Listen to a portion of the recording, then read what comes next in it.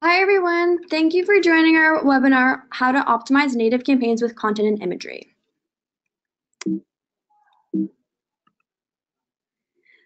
Today on the agenda, we're going to go through what is native advertising. Then we're going to cover some imagery, and that's going to be hosted by Getty Images. Then we'll dive into some content and how to optimize that, hosted by StackAdapt. And then we'll end with a Q&A. Just a reminder, we're recording this webinar for training purposes, so just so you're aware. In terms of Q&A, throughout the presentation, you can always address any of your questions through the chat box on the side of the GoToWebinar. We will be addressing all of those questions at the end, though. To get started, we'll give you an introduction to today's presenters. So you'll have myself, Michelle Hart, from the StackAdapt side of things, covering over content. And then we'll have Jacqueline Bourke, who is the Senior Manager in Creative Insights and Planning over at Getty Images, who will highlight the image portion for you. So as you may or may not know, native advertising drives a 25% higher engagement rate compared to traditional banners.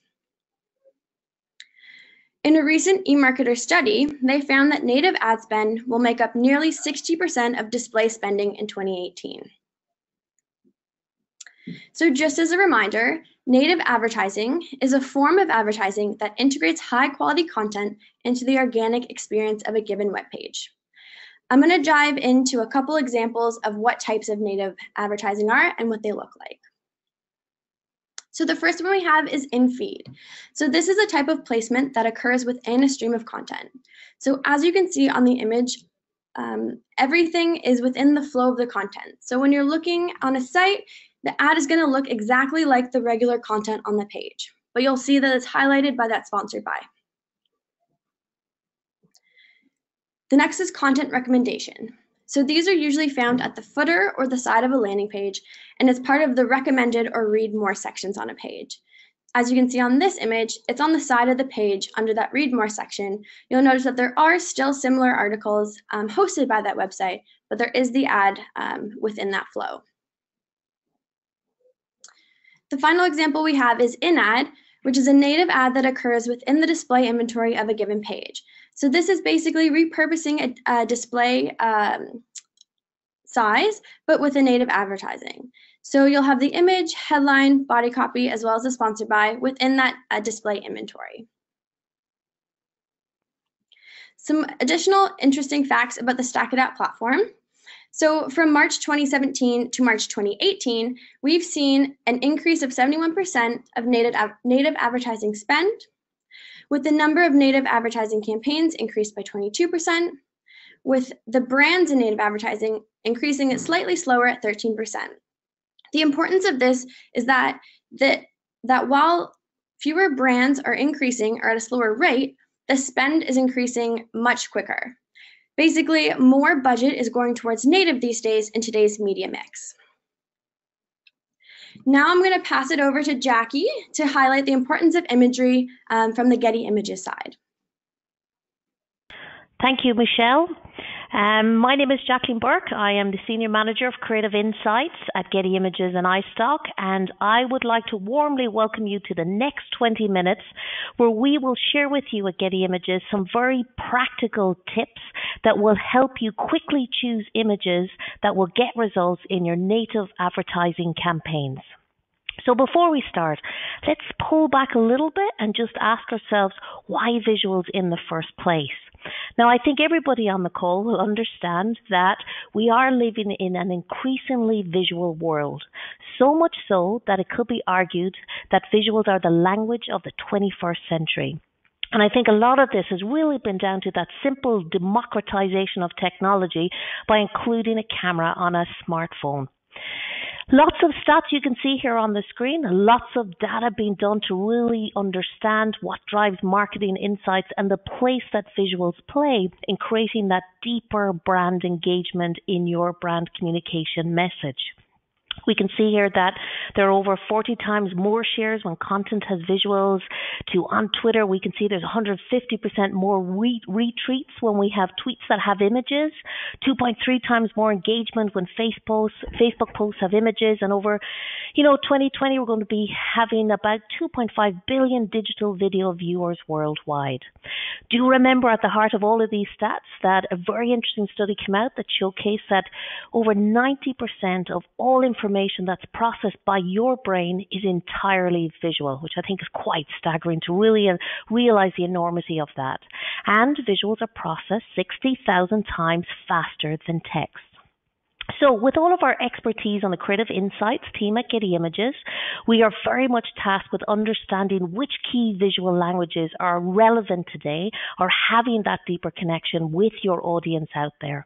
And I want to give you just some quick questions to ask yourself when you choose an image for your native advertising campaign.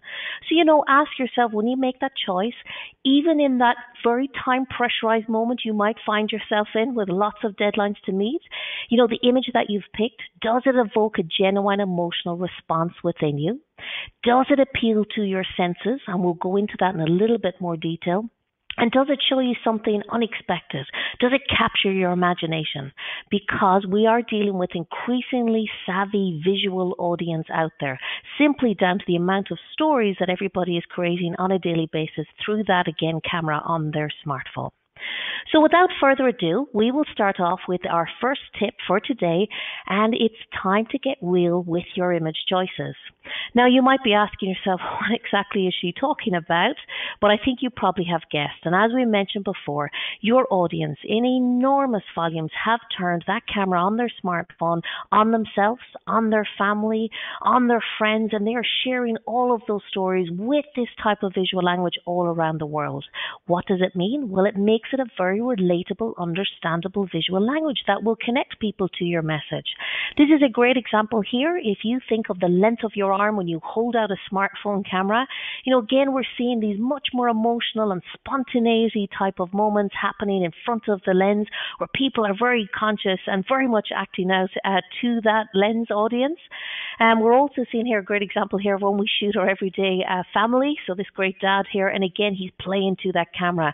And we're really beginning to see the languages of imperfection of the everyday being very much celebrated. Now, for our customers around the world, we have some incredibly unique data at Getty Images. In any given year, my team goes through over 1 billion plus customer searches around the world through all of the various types of languages. And again, it gives us a good sense because we have 23 years of this data to really understand how customer appetites for visuals are shifting and changing. So, for instance, in 2017, we've seen that customer searches where they came to the website and simply typed in into either Getty Images or iStock, reality. And that went up by 176%. There is a huge appetite out there for people to see real people sharing real emotions all around the world. Now, let's pause for a second and just really have a look at how celebrities, models, creators, and so on are presenting themselves on Instagram, on their personal feeds, on social media. We have here a model on the left-hand side, Cara from the UK, and we can see on the very far left image, this is very much how when she appears on the catwalk in advertising, it's very much this language of perfection where she's perfectly styled and coiffed. But she's very powerfully understood and connected with the phenomenon of the ugly selfie when she goes to build that much more intimate and relatable connection with her fan base through the photographic stories that she tells. On the right-hand side, I think this is an interesting story that we should dip into, and I'm sure some of you have heard about it, and if you have not, you're in for a treat. This is the whole phenomenal story that captured popular imagination around the world in 2016 and into 2017, and this was a story of an Aussie comedian called Celeste Barber, who at the start of 2016 challenged all of us, you, me, everybody, to challenge her on a daily basis to recreate those, in inverted commas, slice of life moments that celebrities share on their social media feeds to give you that much more intimate view into their everyday life. And she was challenged in enormous numbers on a daily basis. And immediately, as I'm sure you can see on the screen, we all recognize, and so does your audience, the difference between a much more real type of visual language than the ones that celebrities might want to pretend that there is no art directors in the background or no photoshopping happening. And I've picked out a comment here because there was so much engagement with these pieces. As somebody here being very sarcastic and saying real love is perfect, flawless, acrobatic, stylized, timed, and there's that key word, photogenic. And not to leave Celeste behind, I'm sure you'll recognize Lady Gaga here in the top left-hand corner, practicing yoga as you do on your paddleboard in your backyard. And here's Celeste on the bottom right left-hand corner, really trying to recreate this moment. It appears to be a pond in a park. You can just about see the fountain structure in the bottom left-hand corner. She hasn't quite made it onto that paddleboard, and the second person hasn't quite made it into the water at all. And then we had Victoria Beckham, really picking up on this and very much making fun of herself and doing this playful moment. And we had Celeste then, recreated, and we've had one of the Kardashians recreated again in the last couple of months. So what does it mean for the influence that this is having and on, commercial photography, how photography has been used? Well, we're very much beginning to see the rise of these slice of life moments of everyday life that happen to unfold in front of the camera lens, such as example here on the left-hand side. Quite a moment of serendipity to it. On the right-hand side, one of the most powerful aspects of social media has been quite simply over the fact that we're seeing, everyday people from all around the world, a greater diversity of people being shown in stories, being communicated to, and we're really beginning to see brands embracing that for the last couple of years. We only have to look at, for example, if we take the word woman. Woman is the top visually searched story and the most in demand by all of our customers around the world here at Getty Images and iStock. And that has been the pattern for the last 7 years. And again, we can see there's been massive shifts, both in fashion, across advertising, to do with beauty products. And we've seen a greater embracing of more realistic, everyday women being showcased. And then lots of conversation happening and lots of brands pointing out from a value perspective that their photos have been unretouched. I wanted to share just a quick insight with you. When it comes to any image or any video at Getty Images and iStock that has the keyword real people, we have seen global sales go up by 300% because of its relatability. And lots of brands really beginning to embrace these types of stories. Aging, I just want to touch upon a little bit in case that is the audience that you are very much looking to communicate to. The older demographic has been unhappy and has been quite vocal with the ways in which they have been communicated to. We have very much seen the boomer generation, the Mick Jaggers and so on, really grow up and redefine what it means to age. There has been a shift away from aging gracefully to aging with attitude. And one great example is Iris Apfel here on the left-hand side. She's about 96 years of age, quite a style icon, quite individual, has dressed, I think, at least 4 of the first ladies of US presidents. And again, has at her age from about 93, 94 to 96 over the last 3 years has very much become the front face of lots of brands. We have Ray-Ban here on the right-hand side with their key messaging, never hide. What we've begun to see out of our 1 billion searches is that customers increasingly are typing in real bodies as a way to get to this content, which has gone up by 147%. So it's very much about, looking for those universal stories that everybody can recognize, finding the moments of relatable humor within them. And then again, don't forget about the influence of filters. We're all experimenting with them on our smartphones. People relate to this. So again, lots of playfulness around that in the visual stories that you pick. And then I didn't want to forget about lens flare. I mean, it's been around for quite a long time, but lots of people again experiment with lens flare, either trying to shoot it in the moment, or there's often a lot of apps that are available where you can add lens flare post your image. And again, the benefit of lens flare is that not only is it relatable because we've experimented with it, but also that it adds a great warmth, depth and texture to the visual story that you are telling. So that's it for the first tip that we've covered. It's time to get real with your image choices. Some very helpful keywords here to look, to type in and really cut through to this type of content is real people, real bodies, daily life, candid is quite a good treatment style, authentic, spontaneity, lens flare and blur. So moving on to our second tip today, and this is, okay, you've really looked at who are the characters in your story, how relatable are they? Now it's time to look at how do you pull people in. Do remember that, mobile has really overtaken desktop, and we're very much seeing that often your audience's first touch point with your piece of native advertising will be on that very small rectangle of a smartphone screen. So we're going to give you some tips that will help you to really hone in on some very key visual languages that are not only relatable but highly immersive. So the first one we're going to look at today is the rise of first-person storytelling through point of view. Now, there is a bit of a history to this. We've seen the rise of wearable technology such as GoPro cameras, but I honestly think it is genuinely down to the ubiquity of the camera on the smartphone and how we're capturing our everyday stories. This is a moment I think most parents will recognize around the world. And we have seen again for the last 12 months, and this is year on year on year, the rise in demand for point of view searches. Point of view is great, and it will only continue to stay around due to the experimentations we're all doing through virtual reality. And again, if you think about the younger consumers who are being born right now, who are beginning to enter the school system, they're very much learning about the world in a highly immersive way, often through, if we think about Google for Education, offering that they have on YouTube, again through virtual reality environments. And it presents some good opportunities for native advertising. So, point of view, very valuable. It is immediately immersive because it puts your audience straight into the heart of the story that you are telling. We're going to look at some, travel examples, and here you can see a good example of what I call the feet fascination phenomenon that people choose to tell their moments when they go on their travel experiences that they want to share with their families and friends around the world. And here again, you can see you're in quite a relaxed environment, and you can almost feel that you are in this moment.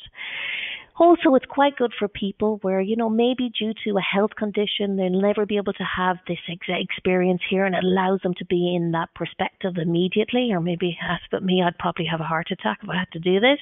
And also maybe allows us to be more empathetic and to experience maybe certain journeys that friends are going through, or maybe that we're afraid to go through.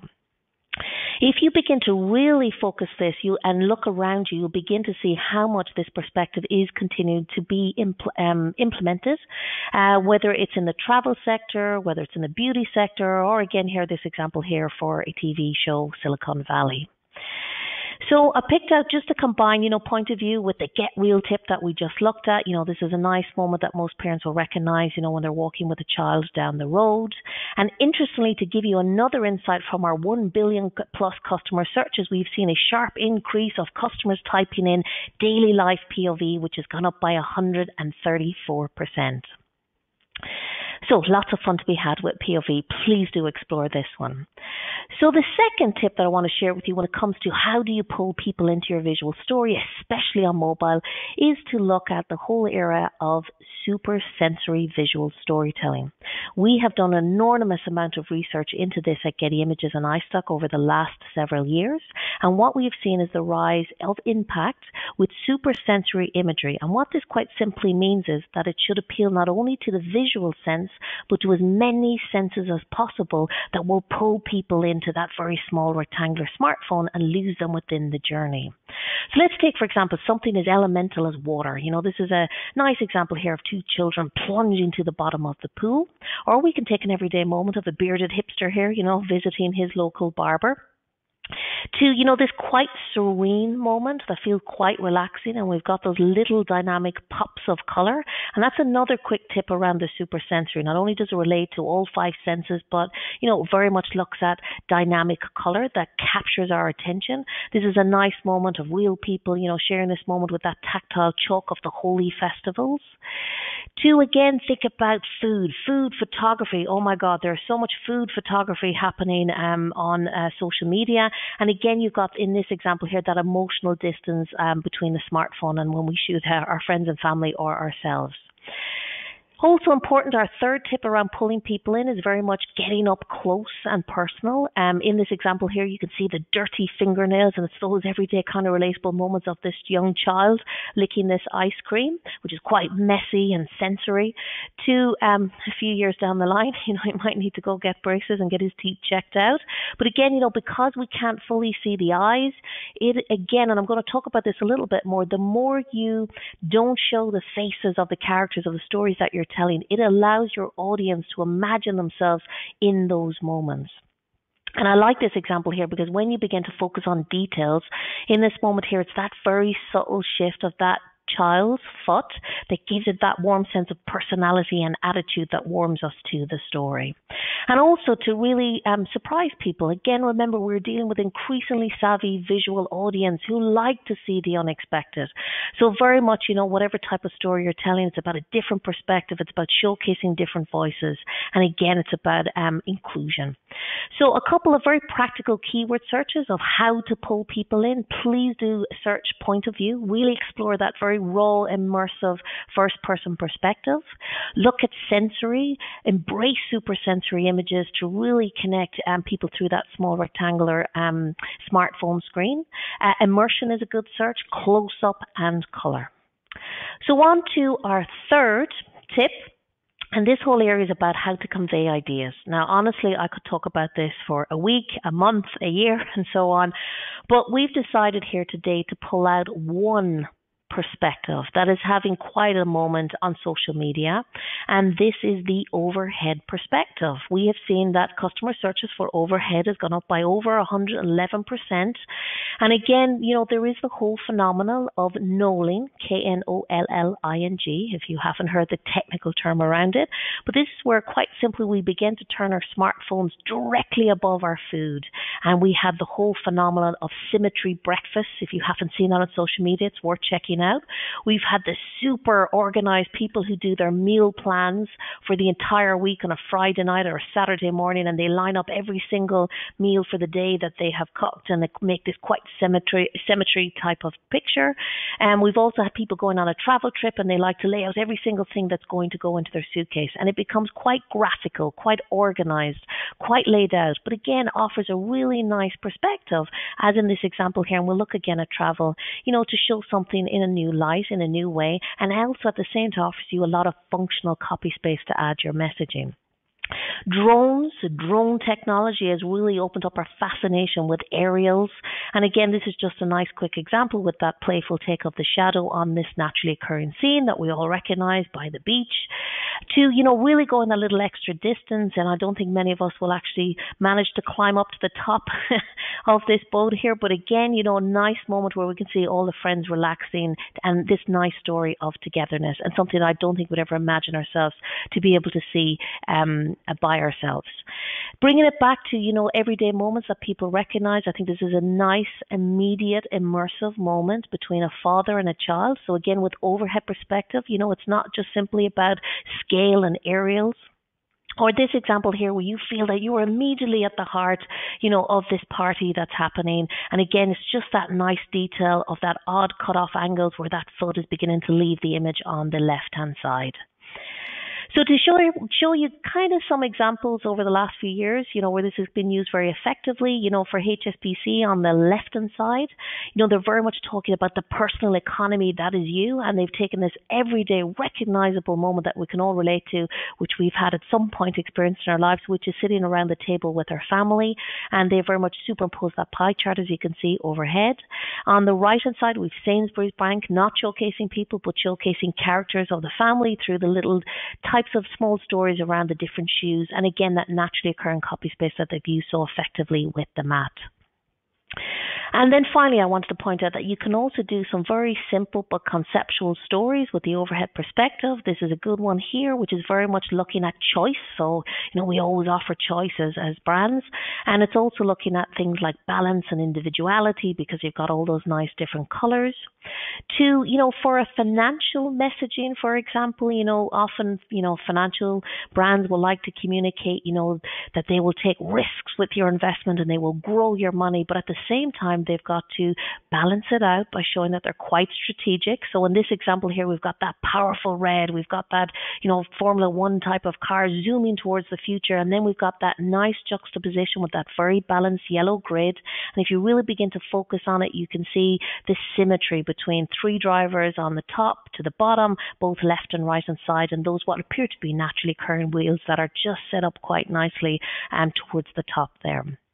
So, to convey ideas, please do embrace the overhead perspective, and to give you kind of ways in which you can, really mix up the ways that you search overhead content.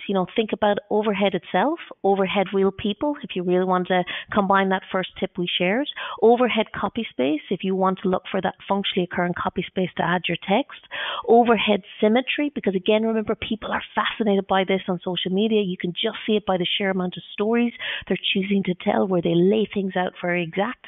Overhead concept is always a good deep search to explore. And then finally, overhead imagination, which sets us up quite nicely for the last tip that I would like to share today.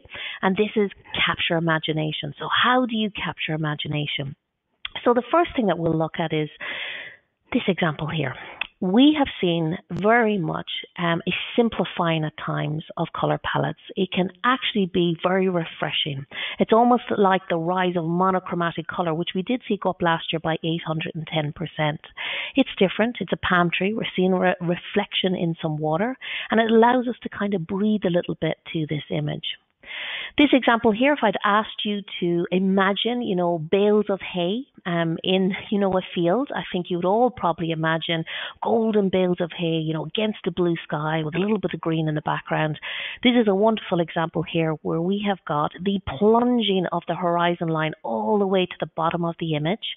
We've got a different season to it as well, and quite a silent simplicity to the image that allows us to breathe. We don't automatically recognize immediately what the scene is, and then we begin to explore it. Emirates, great example of a brand who, really applied this technique quite effectively. This is a travel destination-driven campaign that they did. You really have to explore it. Quite a big sky that you can run around through visually, but then you begin to notice on the bottom left-hand corner, Big Ben. So this was their campaign for Big Ben to visit the UK. They also did the Taj Mahal in India and so on. This is not an approach we have always traditionally used to seeing in travel. And again, it doesn't point out so quickly in the composition where your audience must look. So it allows your audience to explore it. We have found in our 23 years at Getty Images that any time that there is political upheaval in the world or there is economic uncertainty, that there is always a rise in customer demand for simplicity, which we've seen gone up by over 2,000%. Again, with this image, you can see there's a lot of breathability, and then there is an interesting angle and perspective and cutoff on this dog, and who doesn't love a cute dog or cat? And I really wanted to point out, if you want to get inspiration, always check out the brand communication from VW, who have always had a great legacy in this space of very much understanding the economy and the right breathability and silence around not only the images that they use and shoot, but also the copy that they use as well. The kind of last example I wanted to touch on, because it's quite colourful, but it's interesting, is this example from Dulux. Your eye, if you think about it, immediately goes to the paint on the wall, which is what they're selling. Then it might pop up to the logo in the top left-hand corner, and then you might drop down to that text, which is not so significant. It seems quite equal. And again, it's not so easy to kind of understand the meaning of it, so you might have to read it once or twice, and then where do you finally look at? But that, what I would imagine to be super expensive shoots that Dulux did, pushed all the way to the bottom of the image. And again, this is not a traditional composition that we will normally see, and I think it was quite clever by Dulux, and it allows again their audience to visually travel around the picture and figure out what is happening. So finally, to summarize, how do you capture people's imagination? You can also really push the boat out there and go quite surreal. I mean, people are consuming images at such a rapid rate and also creating them that they have a huge appetite to see the surreal, the abstract, and actually a lot of humor. They like to see quite a playfulness around it and quite an optimism around it. So, again, if you begin to look at, lots of your friends out there, lots of different types of photographic stories that have been told on social media fields of people you'll begin to see these nice little subtle patterns of where people are quite proud of themselves when they make these conceptual visual leaps in the stories that they are telling. So finally, a couple of helpful keyword searches to capture imagination. First of all, just start off with negative space. I do want to point that out because I do understand often there's a functionality element where you want to offer, you want to include your copy. The second, obviously, is try imagination. The third, which is a really good one, is offbeat, which you might not have thought about. The fourth is unique, and I can tell you that in 2017, we've seen a 329% increase in customer searches for a unique concept. And then finally, quirky is also quite a good one. So that's it for me for the last 20 minutes or so. Just to quickly summarize the 4 tips that we have gone through to add much more weight and power to the images that you choose to create that deeper engagement with your audience in your native advertising examples. Very much remember to choose images that influence. Really think about tip number 1, getting real with your image choices, looking at that very relatable characters in the story that you're telling with that very relatable type of visual language. Pull people in by exploring first-person perspective, that point of view, raw, immersive, immediately immersive, I might add, point of storytelling that allows your audience to put themselves into the heart of the story you're telling. Embrace and explore supersensory images that appeal not only to the visual sense, but to as many senses as possible to pull your audience into that very small smartphone rectangle screen. And then, get close up. Don't always have to feature, the faces of the characters that are in your story, and that allows your audience to immediately imagine themselves within that story. Convey ideas. One to really explore is the overhead perspective that very much has quite an elasticity to it. You can look at it from the dramatic aerials that people are fascinated by to, really exploring overhead concepts, overhead real people, overhead symmetry, which is always a good one, to finally capturing imagination by, either simplifying the story that you're telling, simplifying the color palettes, compositionally, maybe not pointing out so obviously where your audience actually needs to look, so it gives them the breathability to explore it, or going quite surreal and abstract, because remember, again, you are dealing with increasingly savvy visual audience who really want to explore, be surprised, and find the unexpected. So that's it for me. I'll just leave my email address up there on the screen just for a couple of minutes. Please do reach out to us at Getty Images and iStock. We are quite a friendly bunch. We are here to help you if you cannot find the image choices that you need, or you're simply looking for inspiration. And do remember, if you still cannot find the content, we always have some very valuable custom content offerings that we can help you explore. And back to Michelle. Thank you, Jackie. So now that we've covered a tremendous amount of information about how to optimize your images, we'll dive into how to optimize your content. So taking a look back before we jump into anything, let's highlight, what the importance is of having strong content in your landing pages. So when you're looking to run a native campaign, there are so many aspects of the campaign that you need to ensure are optimized for best results. So making sure that your goal is aligned with your content as well as your copy. For today, we're going to look at 2 main content areas, so your ad creative and your landing pages. Before we dive in, I wanted to highlight the importance of understanding your audience. Now, I'm sure this is something that you're all way too familiar with, but when creating a content strategy, it's important to understand your audience and who you're trying to reach. You need to be creating buyer and audience personas so that you know who you're speaking to. What are their demographic and psychographic characteristics? What topics are they interested in? What publications are they reading? Identifying and understanding these questions, as well as a few more, will help you build the right content strategy for what you're looking to achieve, rather than creating content for the sake of creating content. First, we'll dive into headlines. Now, we're constantly sharing tips and tricks about how to optimize your campaigns, so I'm just going to dive into a few of those tips and tricks today. So for your headlines, it's the first impression the user has of your brand or your product. You want to make sure you're investing time to build a strategy to speak to that user while they're browsing the internet. Targeting obviously plays a factor into this, but once you've got your ad in front of the right audience, you don't want to let that impression go to waste. By building out relevant headlines and body copy, you're more likely to turn that impression into a click. Building on this, make sure you're being transparent with your copy. You always want to ensure the audience knows what they're getting themselves into when they click through. If you promise an infographic or a listicle in your headline, make sure your landing page has that. If not, it's more likely the user will bounce, not spending time on the page to engage, because when they arrived, you didn't deliver on what was promised. Now we'll jump into some tips and tricks. So the first one is speaking directly to your audience. Don't be afraid to call out your target audience in the headline. It helps to clarify exactly who you're targeting so there's no miscommunications. If you're targeting moms or parents, make sure you include them in the copy.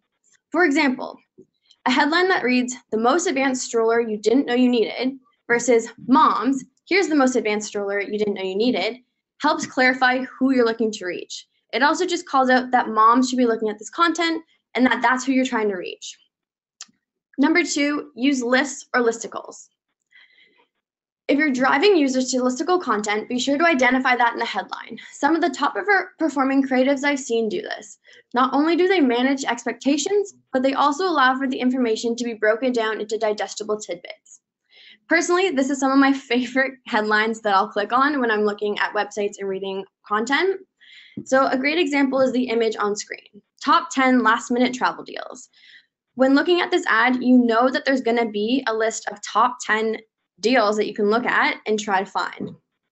Other examples could be top 10 restaurants in New York that you need to try right now, the 5 most romantic date spots in Toronto. All of these things just highlight what you're going to get yourself into. As I mentioned, it also helps pull on the fact that maybe you're missing out on something. So for me, if I see top 10 restaurants in New York you need to try right now, I want to check that list to see if I've tried all those 10, if I'm missing out on one. It makes you feel as if, I guess, a FOMO for the millennials out there. Third is informing the reader by pre-qualifying the click. Let the user know what they're getting into before they click. Are you driving them to a video, an infographic, a form submit? By providing this information pre-click in the headline, it leaves less of a surprise when they get to the landing page. And tip number 4 is involving the reader by asking a question. This is a great way to draw your audience in. Posing a query or concern that intrigues them makes them question, should I click on this ad? Do I want to know more about that? If using a question in your headline, you can always provide an answer in your body copy or on the content page that you're driving to. Ultimately, you need to be addressing the answer to that question on one of those two. When driving it in your body copy, you can give a quick little preview and then allowing them to make it to the landing page to learn more about that. If you aren't answering the question in your content, you won't build any brand loyal advocates. Jumping into body text for your ad creative, we'll cover a few things about how you can highlight the body text and the headline and make them work together. While the headline is typically what attracts the user's attention, the body copy of your ad needs to support your headline, providing additional value and information. It's a further way to clarify what a user can expect when they click through to your landing page. There's no real need to reinvent the wheel with your body copy. You can always leverage copy from your landing page or blog content. Again, this isn't saying you should copy the exact text from your landing page, but pulling in key terms, key phrases, or a highlight point that covers a summary of what your landing page is about is a great way to use that space within the ad. Going on the topic of asking questions in your headlines, you can answer it in your body copy, as I mentioned. Don't feel that you're giving this away and giving away the value of the content by doing this. You're basically providing the expertise before the click, allowing the user to trust you and trust that they'll be able to learn more when they make it through to the landing page. And last but not least, don't be afraid of a call to action. I can't count the number of times that clients have come to me asking if they're allowed to include this in their copy. Of course they can. It's a great way to let the user know that you want them to take an action. So whether that's learning more, reading more, submitting a form, anything like that, it's always good to call that out so they know what they're getting themselves into. In terms of testing and optimization, we have an example here on the screen. So in this example, we're looking at testing imagery. So while the headline and body copy stay the same, we're testing out 2 variations of images. Again, there's multiple ways you can A/B test. Whether you're testing different headlines, different body copy, or different images, it's important that you're running multiple variations to figure out what resonates with your audience.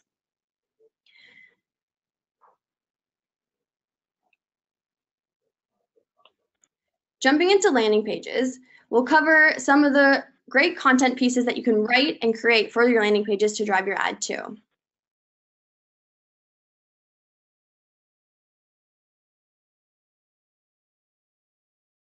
to explain why your product or service matters to the user, rather than pushing an irrelevant product in the user's face. Keeping all things in mind, you need to also ensure your landing page is optimized towards your KPI. So I'll start by going into types of content for your landing page, and then we'll dive into how to optimize that. So what works for content? Before going into detail, here are a few examples of what we can do. So infographics, tutorials, and listicles are great examples of content that you can build to go with your native advertising strategy. I touched on this a bit earlier in terms of calling it out in your headline, so we'll dive into what exactly a good infographic could be on your landing page. Infographics are great because, as I mentioned before, they highlight a lot of information into a digestible form. It's also a super visual representation that allows a user to better get an understanding of what you're trying to explain to them. A great example that I've seen in the past was for an electricity company where they had an infographic of a house with different rooms. Within each of those rooms, they had little pop-ups highlighting different ways you can save on energy to reduce your energy bill. That's a great way of maybe not the nicest content piece to write out, but to make it visual and make it really interactive as well. Number 2 are how-tos and tutorials. These ones come up a lot in terms of content, and they're great examples. So again, it's an easy way to digest the information as well as give users information about your product. Some examples of this could be a makeup tutorial or recipe. So for a makeup tutorial, you could be a makeup brand promoting a type of lipstick. And so the way you would make a makeup tutorial about that would be leveraging that lipstick within that tutorial. So tutorials and how-tos are also great because they're timeless. You can refer to that piece of content over and over again. For the makeup example, you could be doing an everyday makeup example, highlighting that lipstick product, and you could be using that over and over again. Same thing with recipes. You could use a condiment or a type of product like that within the recipe, and the user can make that over and over again. And it also helps because people will then go out and buy that product to make that recipe. For listicles, again, I've mentioned that I love these, but they're an easy way to digest content for the user as well. Now, while you obviously want to keep the user on your landing page to read through the content you provided, it's good to make sure that the things that you're highlighting, so the 10 best travel deals or the 10 best restaurants you're missing out on, it gives them a sneak peek with those lists that you're giving so that they do read through the content that you've created below. While these are all strong content ideas to keep in mind when building your strategy, it's just as important to understand that that promotional element does come secondary to the information and educational element of the narratives that you're presenting. So optimizing your landing pages. So you obviously will have multiple goals when you're creating your strategies. So it's important to identify that each strategy and each goal has a different type of content. It's also important, before I jump into all that, to understand the type of landing page that you have. So if we're talking about mobile friendliness or that type of thing, you want to make sure that your page is optimized for mobile and also has a fast page load speed, because these are also things that can alter towards you hitting your KPIs. So jumping into awareness, it's important to have strong visuals on your landing pages. Again, you want vibrant, eye-catching images, you want bold text, different size text, vibrant colors. An awareness page typically has shorter form content with a stronger message. So think bullet points, large headlines, and things like that. You can also leverage video on these pages as well. You're going to want memorable and relevant content, because if you're driving it as awareness play, you want the person to remember that they've seen that and then come back through a retargeting campaign as you're trying to drive them down the funnel. Again, you can leverage infographics and tutorials for this type of content.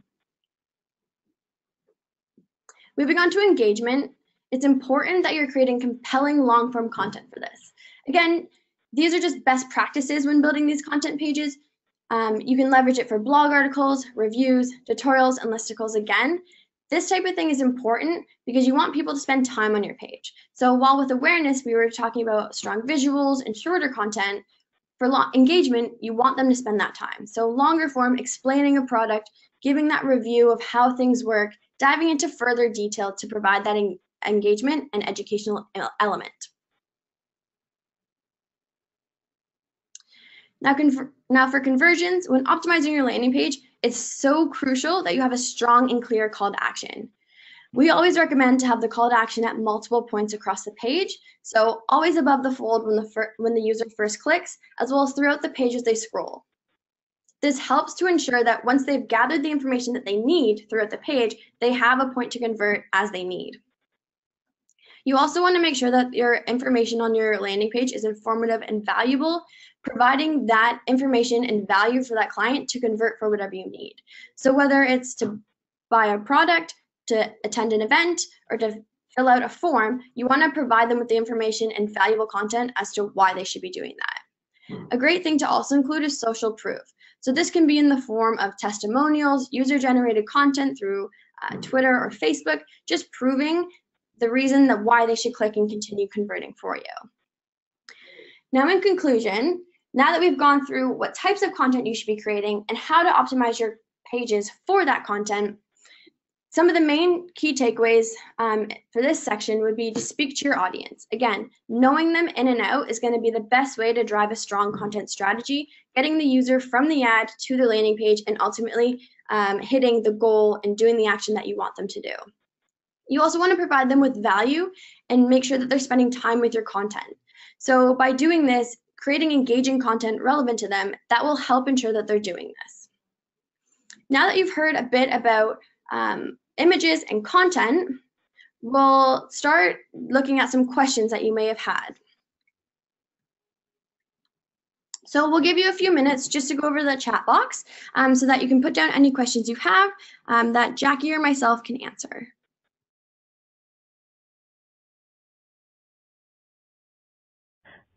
Michelle, I'm happy to start with a question here that I've seen that has been submitted from some of our members of the audience. A question I think will probably be best answered by myself, and that is, what types of images are good or well perceived in the finance and accounting field? Okay, so we have to say we have a huge amount of clients from the financial sector here at Getty Images and iStock who very much are asking for advice in this area, so it's a good question. I find, and we'll talk about a couple of ways of looking at this, I find with the financial sector, they have been one of the greatest, due to their reach, embracers of that first tip we talked about, which is embracing everyday real life stories of people. We can think about in the US, you know, the success of SunTrust hashtag on Up movement.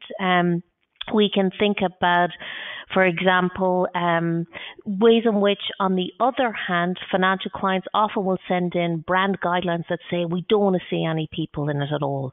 Often this is probably down to the budgets that they have, where they want to roll out in lots of countries around the world and they not necessarily want to deal with the ethnicity and how to be regionally relevant. So they want to go much more universal stories, and quite a bit that we see is having quite an impact is those overhead perspectives of conceptual types of images. So we can see lots of reimaginations, you know, of, let's say if we're talking about Industry 4.0, the rise of automation, you know, kind of what it means for messaging for financial clients, especially if they're doing consultancy for their clients. And again, we see that very simple, laid out, balanced type of perspective being used to communicate a concept. We can talk about the disruptors in the financial sector, and I'm thinking about, you know, even due to the rise of mobile apps, you know, whether it's down to the traditional banking institutions or whether it's down to those apps that are targeted at young startups, you know, people who are very busy and they want to do all their invoices on the go and so on. We had quite an interesting and I think playful example with our tip number 4, how to capture imagination, from iZettle, which is kind of a payment solution company.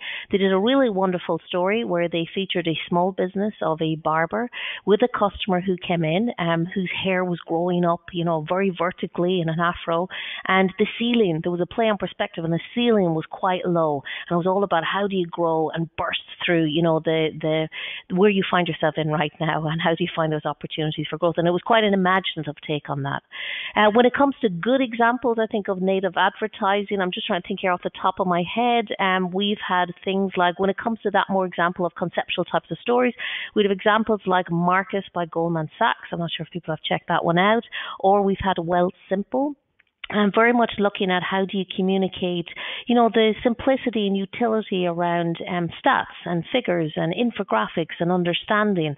And I think people nowadays, because of simple things like wearable technology, Fitbits and so on, are very interested in their own personal stats and are much more open to this. Wonderful kind of inspiration, I think, would be from IBM, who did a native advertising example with, I think it was the Atlantic, and it was called Blood, Sweat and Data, which not entirely in the financial sector, obviously, in the tech sector, but was quite exciting in the ways in which that they embedded that in the infographics.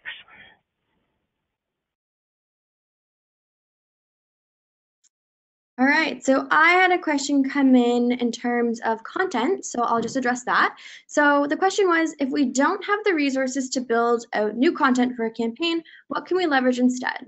So this is actually something that comes up quite often.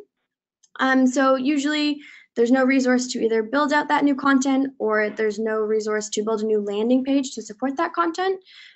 So in many cases, it's figuring out what would work best for your audience. So an example that I've worked with in the past would be for a shopping mall. So they wanted to drive awareness for that. The landing pages that they had were just basically the home page, as well as like a store category page. But doing some deeper diving into the website, we found there was also a blog, as well as there was an events page that highlighted some of the cool events that that mall would be hosting. So kind of looking through and the different options in the pages that you have on your website helps to kind of figure out what you can then tailor your ads towards. So if you don't necessarily have a content piece, but you want to run ads, finding a content piece first and then building the ads backwards can work as well. Obviously, it's all you want to have, create special things, but there are restrictions, and I know all of us kind of come to face with that. So just going through the website and figuring out what will work best, if that is a blog content that you've wrote before, or a certain page that explains services or events, you can always leverage that as well.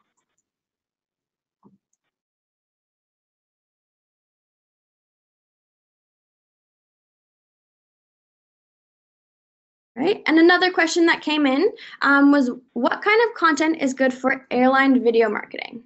So I'm going to take this into two different ways, just because I'm not 100% sure of the KPIs for that specific example. So there's two things that you could do. If you want to highlight information about your airline, such as the services and amenities that that airline might have, you could drive to a piece of content that highlights, the type of food that you get on the airline, the luxury of the interior of the airline, highlighting certain aspects about that through a piece of blog content, or even a cool thing to do would maybe be an infographic with an image of the airplane and highlighting aspects of that to give them information about why they should use your airline. A different side of that is if the airline might be promoting a certain location.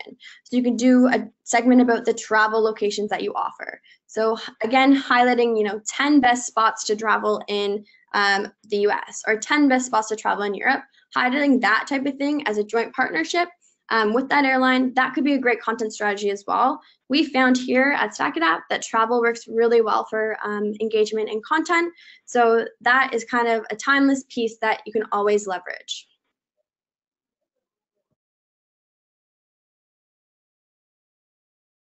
Michelle, I can take another question here. We have a question come in that says, curious how you're seeing these traditional print layouts and image choices translate to native. So one part of my job at Getty Images is very much to guide our overall content strategy guidance for 250,000 photographers and videographers around the world. We have seen massive shifts, and it really is down to the rise of the internet, the rise of native advertising. We do understand, lots of people are employing ad blockers now, which is quite difficult to reach audiences and makes it more of a challenge. What we've found is that those traditional, and I'll talk about just purely from a photography point of of view, first of all. What we've seen is those traditional compositions, and for those of you who may have studied photography, might be a little bit older like myself, might recognize rules such as the golden rule of thirds, and where you don't have the action happening in the center of the frame and so on. We've had to massively, over the last 6 or 7 years, really empower and inspire our contributor community to shift away from that, because we're beginning to see there's a lot more demanded from an image in terms of the functionality of it.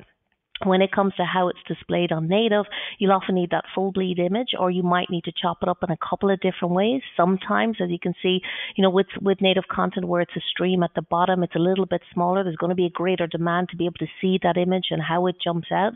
So we very much had to guide them to shift away and start to shoot much more breathable images that can be sliced and diced much quicker from purely a functionality perspective. Some kind of good examples where I think technology is influencing the stickiness of native advertising examples.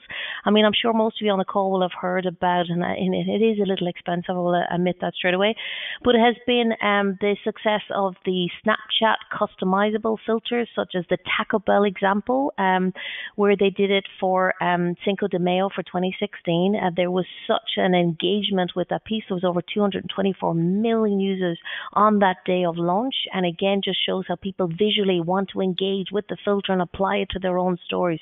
So again, there's lots of shifts beginning to take place in how you actually engage with an image, which again is really making us pause for thought on the Creative Insights team here at Getty Images and iStock to really understand how do we look at the possibilities of innovation in terms of more immersiveness within an image, whether it's down to the rise of 360-degree imagery, which you can find on both the websites. Again, it's very much about exploring that and seeing the demand by people out there to have the freedom of what I almost call an omni-universe of perspectives. Great. So we are now at the hour mark. So we're just going to wrap it up here. Thank you so much to everyone who joined. It was great walking you through how to optimize your native campaigns for content and imagery. As a reminder, we will be sending out the recording tomorrow morning. So again, if there's any other questions, our emails are up on the screen now. So please feel free to reach out to us. Thank you guys for joining. Thank you.